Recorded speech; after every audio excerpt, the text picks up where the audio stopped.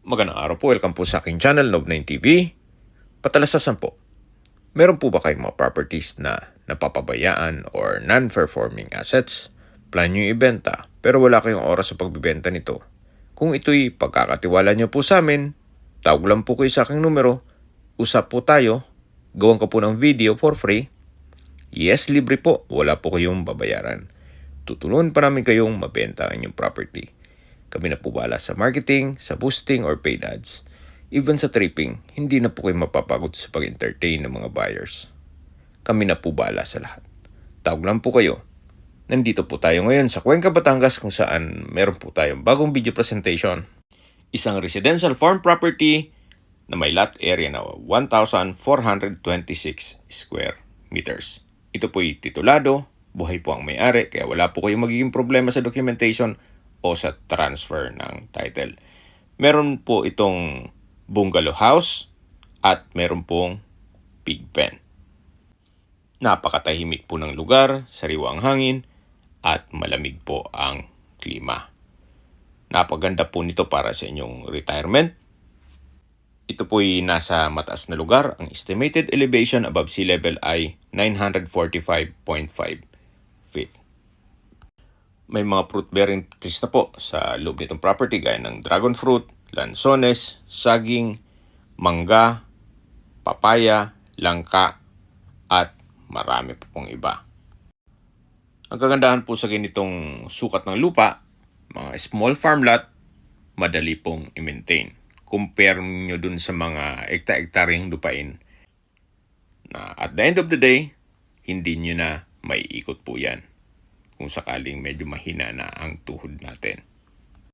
Pero kung malaki naman ang funds para sa land banking, okay naman po ang ekta-ektaryeng lupain.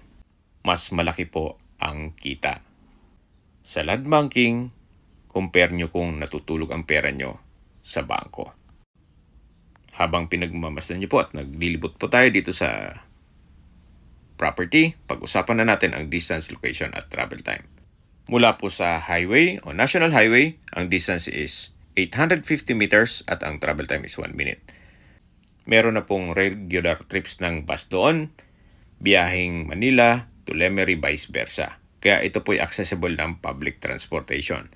Mula naman po sa bayan ng Cuenca, Batangas, kung saan nandun na rin po ang public market, groceries, convenience store, remittance center, banks, schools, church at hospital. Ang distance is 1.6 kilometers at ang travel time is 4 minutes. Yan po yung lagi kong binabanggit sa aking video na dapat nyo i-consider sa paghanap ng property yung meron pong malapit na hospital. Hindi ko naman po sinasabing sakitin kayo. Yan naman po yung for emergency purpose lang naman. At mula naman po sa Batangas Port o Batangas City, ang distance is 17.2 kilometers at ang travel time is 34 minutes. Mula naman po sa Lipa City, ang distance is 13.5 kilometers at ang travel time is 42 minutes.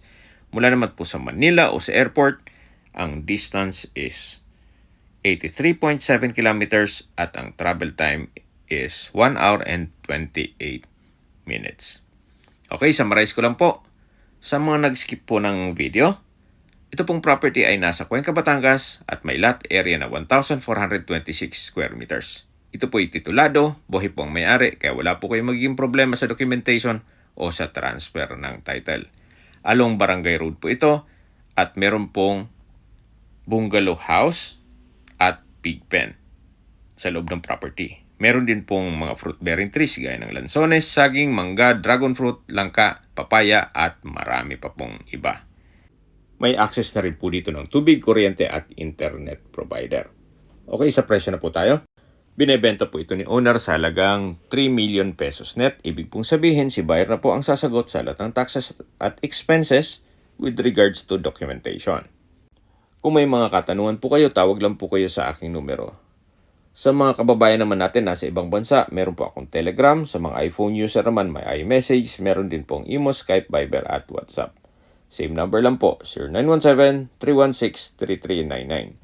Sa mga nagtatanong naman po ng aming Facebook, meron po aming Facebook page, Nob9 TV at Facebook Reels Video. Meron din pong TikTok at Instagram.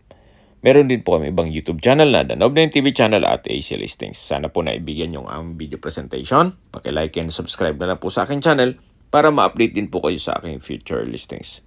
Kung sakali po hanap niyo yung mas malaking sukat ng lupa, meron din po kami ibang listings na pwede niyong pagpilian.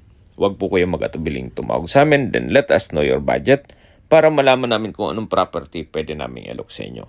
Sa lahat pong viewers, subscriber at nagtiwala po sa amin, salamat po sa suporta. Ingat po kayo lagi at yung pamilya. Maraming salamat po.